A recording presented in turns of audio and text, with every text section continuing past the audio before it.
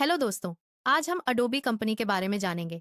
Adobe आज दुनिया की सबसे बड़ी और प्रभावशाली सॉफ्टवेयर कंपनियों में से एक है, जिसका हाथ डिजिटल दुनिया की लगभग हर रचना जैसे फिल्मों के विजुअल इफेक्ट्स, मैगजीन डिजाइन और इंटरनेट पर मौजूद पीडीएफ फाइलों के पीछे है।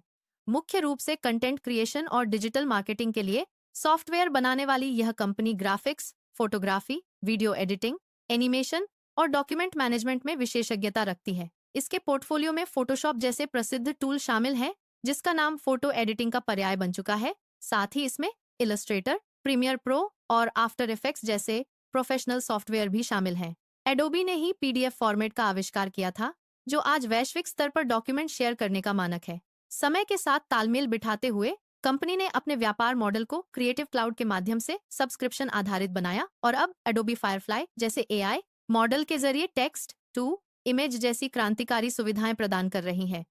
भारतीय मूल के शांतनु नारायण के 18 वर्षों के सफल नेतृत्व ने इसे एक ग्लोबल इंडस्ट्री स्टैंडर्ड बना दिया है।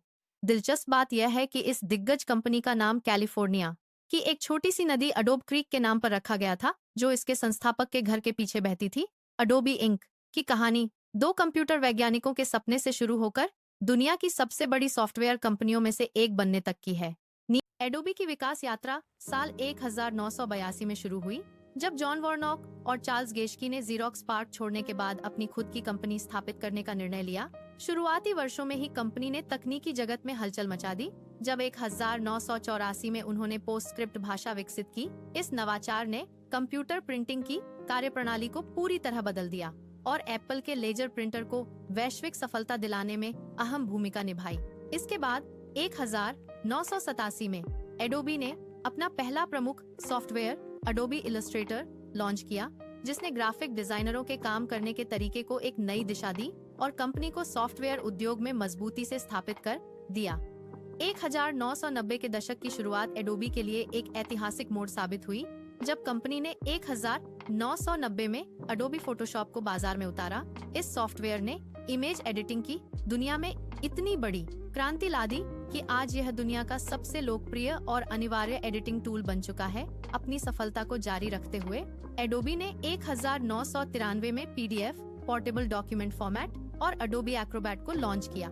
इसका मुख्य उद्देश्य एक ऐसा यूनिवर्सल फॉर्मेट बनाना था, जिससे किसी भी डॉक्यूमेंट को किसी भी डिवाइस या ऑपरेटिंग सिस्टम पर बिना किसी बदलाव के देखा जा सके। आज पीडीएफ एक वैश्विक मानक बन चुका है। इसी दशक के दौरान 1994 में एडोबी ने आफ्टर इफेक्ट्स को भी अपने साथ जोड़ा, जिसने मोशन ग्राफिक्स और विजुअल इफेक्ट्स के क्षेत्र में नए आयाम स्थापित किए और डिजिटल मीडिया जगत में एडोबी की पकड़ को और मजबूत कर दिया।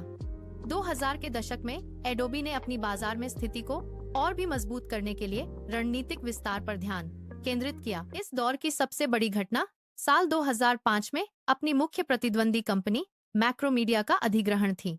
इस ऐतिहासिक सौदे के साथ ही फ्लैश, ड्रीमवीवर और फायरवर्क्स जैसे लोकप्रिय सॉफ्टवेयर एडोबी के पोर्टफोलियो का हिस्सा बन गए, जिससे वेब डिजाइनिंग और मल्टीमीडिया के क्षेत्र में कंपनी का एकाधिकार और बढ़ गया। इसी दशक के दौरान साल 2007 में भारतीय मूल के शांतनु नारायण एडोबी के सीईओ बने। उनके कुशल नेतृत्व में कंपनी ने न केवल अपने मौजूदा उत्पादों को बेहतर बनाया, बल्कि भविष्य की तकनीकों की ओर भी कदम बढ़ाए, जिसने एडोबी को एक नए वैश्विक स्तर पर पहुंचाया। साल 2011 के बाद एडोबी ने अपने व्यापार मॉडल में एक क्रांतिकारी बदलाव किया, जब साल 2012 में क्रिएटिव क्लाउड को लॉन्च किया गया।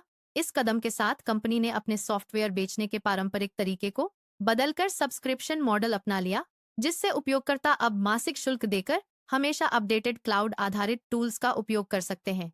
मोबाइल युग की बढ़ती मांग को देखते हुए एडोबी ने आईफोन और एंड्रॉयड के लिए अपने प्रमुख सॉफ्टवेयर के लाइट वर्जन भी पेश किए। साल 2023 में कंपनी ने अडोबे फायरफ्लाई के साथ जनरेटिव एआई की दुनिया में कदम रखा, जिसने शब्दों के माध्यम से इमेज और डिजाइन बनाने की प्रक्रिया को जादुई बना दिया।